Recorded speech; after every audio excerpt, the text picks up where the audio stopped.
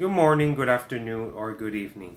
From any part of the world, this is Tony Hernandez Pumarejo. I'm an autistic self-advocate, and I'm an advocate for those that have autism and other disabilities, motivational speaker, writer and author of the book An Autism, A Scripted Life, and collaborator with Despierta Orlando. An honor and privilege to be for all of you to be with me today.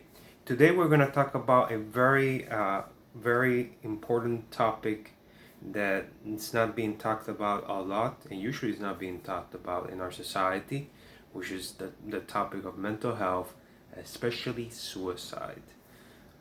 This is in relation a couple of days ago. This right now we're in the month of the national suicide. We're in the National Suicide Prevention Month. Today, I think September. Today September 10th is the Worldwide Suicide Prevention Day. And this is the National Suicide Awareness Week. So this is in relation to this topic. It's a topic that is it's a very touchy, very difficult subject to talk about in today's society. There's like a stigma, surrounding this topic, and also the topic of mental health within our society. And because of this stigma and also stereotypes created in our society, this has brought a lot of consequences in the increase of problems of people suffering from mental health problems, mental health issues, or suicide thoughts, and even a lot of them committing suicide.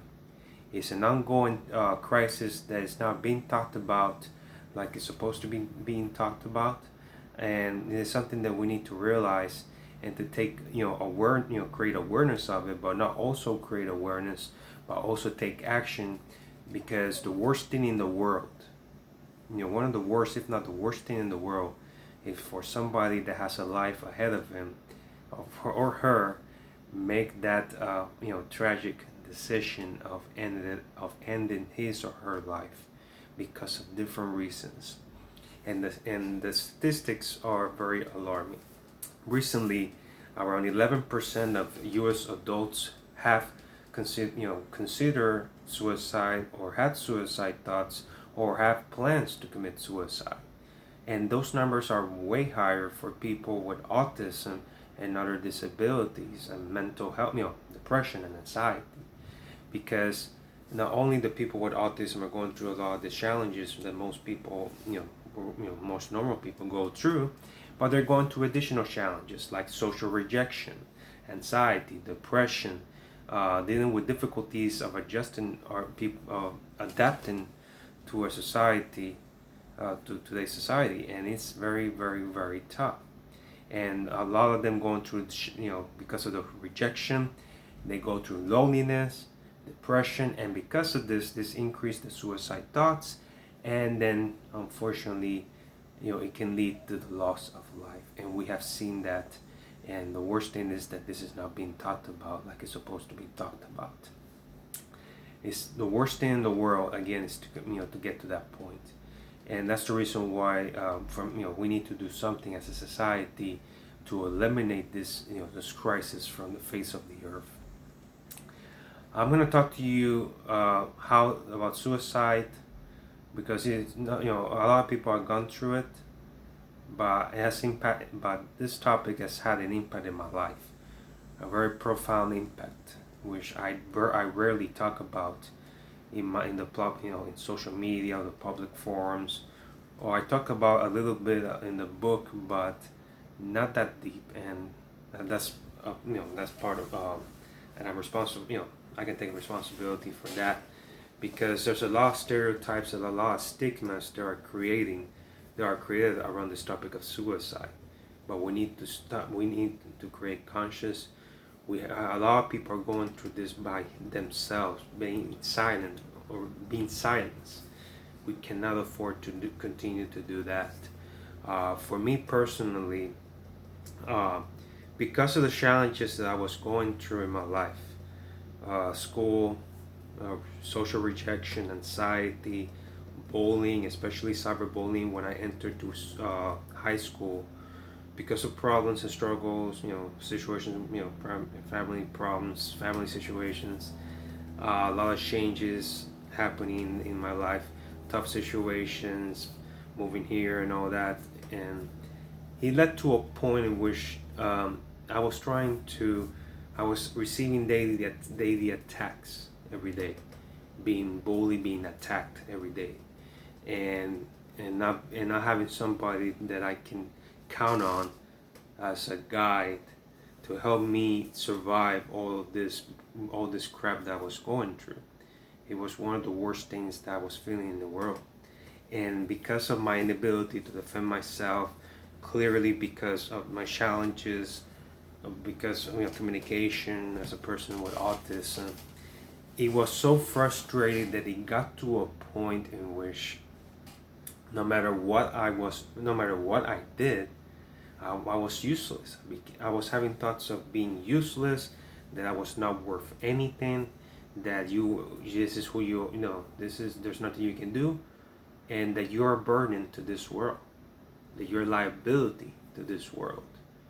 And I was having these thoughts that no matter what I was trying to do to defend myself and stand up for myself and to achieve a better life, nothing was working. And loneliness and depression, everything was being thrown at me on, over and over again. As a result, my suicide thoughts increased, especially in middle and high school, because of the bullying. I had those thoughts before when I was, younger as a kid, because of the situations I was going through. But it further increased during the middle school and high school years. It got to a point in which I was writing letters of how to kill myself, how to end this nightmare that I was going through, how to stop being, eliminate myself so bad. In fact, how can I eliminate myself so a better world can be created? That this world would be much better if I was not around. And having all these negative thoughts, all these things, thinking the worst of me, and I was very sad and very depressed, going through that, and I wrote letters, and also how to end this nightmare, because I really want to end this nightmare, not to necessarily destroy my life. And it got to a point in which there was a couple of occasions in my life that almost ended my life. I almost killed myself. Only a couple of occasions. And I was very close of making that decision, because I didn't want to continue to be a burden to this world. But that didn't happen. What stopped me from making this decision was the Creator. I'm not being religious, but the Creator, or you want to call it God or whoever, I'll call him God, helped me from committing this decision, from committing this act. And because I was having such a low esteem, being called a loser, being worth nothing, loneliness all over the place, and taking responsibility, being a burden to this world, I was having these thoughts, but he stopped me from committing that act. And another thing that stopped me was the lives that were going to be destroyed, especially my mom, which and my younger brother, and that when I was living in Florida back in 2013, he ended up, because it was for years that I was having this from Puerto Rico, and then I moved to Florida back in 2012. So it was a period of 7 to 10 years of this, and I was thinking about the lives that were going to be destroyed because of this, if I would have gone through this. And I was crying, I was sad, but I realized that I cannot leave this world like this. I cannot live like a loser in defeat, and let the people that have damaged me win. I had to realize that I had to fight harder. I had to realize that I have something here to do, a mission, a purpose here to accomplish, and I didn't make that decision. So ending my life. If I would have made that decision, a lot of lives would have been destroyed. And not only that, but a lot of people would not hear my story. That's the word. That's things to think about and to reflect. But basically, that's what happened. And that day, after that happened, I made a commitment that I will not allow anybody, whether that person have autism or other special needs or depression, anxiety, or any challenges, even as a neurotypical or normal person, go through the same things that I went through up to that point, and see to make sure that they didn't go through the nightmare that I was going through. And that was the moment that my mission to be an advocate for people that have been silenced by mostly ignorant society, that have been humiliated, embarrassed, attacked, bullied, rejected, that their voices have been silent. I decided that I needed to fight for them. And that's the mission that I have to this very day. Sometimes I have thoughts about that, just ended it all. I mean, a lot of us do, if we're honest.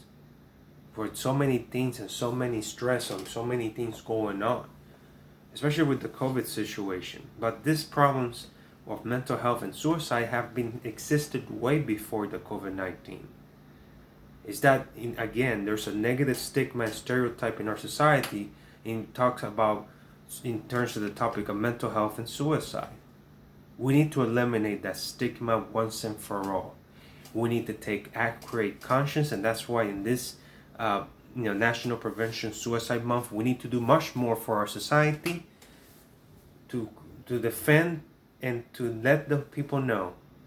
And I'm talking to you. If you're going through what maybe you're going through what I went through, or maybe it's not the same situation, or you have plans to end your life, I'm telling you to not do it, and to seek for help, and to realize that you have a mission here, and don't leave this place like this. Don't leave it. Don't tell anybody. Don't let anybody tell you otherwise. Fight for what you believe, and never give up. Because we need to do much more to educate a mostly ignorant society, a mostly sick world. That there's hope. That we need to fight, and that, again, you have a purpose. Don't let anybody or anything tell you otherwise. So let's continue to raise awareness for suicide prevention awareness, and let's take actions as a society to help those that which voices have been silenced for too long. No more stigmas or stereotypes. Thank you all. Have a good day.